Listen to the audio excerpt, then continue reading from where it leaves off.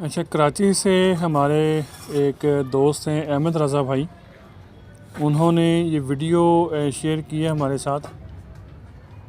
इस वीडियो में आप देख सकते हैं कि बकरी के जो थन हैं वो बहुत ज़्यादा गैर मामूली तौर पर बड़े हुए हैं।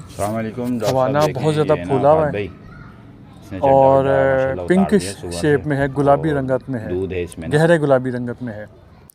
तो आम जो आदमी है वो तो यही समझेगा कि हवाना बहुत बड़ा है बकरी का, बकरी दूध बहुत देगी, लेकिन दरअसल ये एक बीमारी है कि जिसको जहरबाद कहते हैं।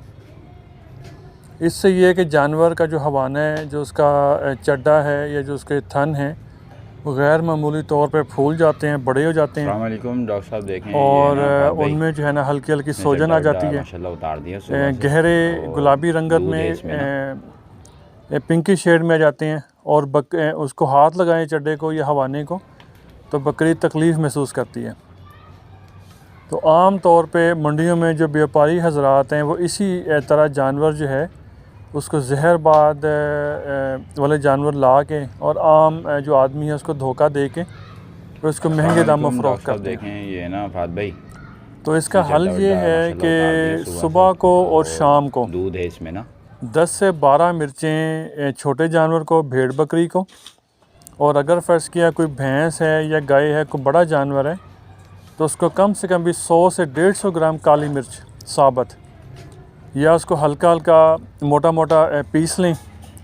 इसको जो है ना रोटी में या रोटी के नवाले में, अगर बड़ा जानवर है तो रोटी में, और अगर छोटा जानवर है तो रोटी के नवाले में रख के और उसके मुंह में डाल दें। और ये आपने कोशिश करनी है कि जब तक जानवर रोटी को और मिर्चों को अच्छी तरह निगल ना ले तब तक वो मुंह से बाहर ना निकालें।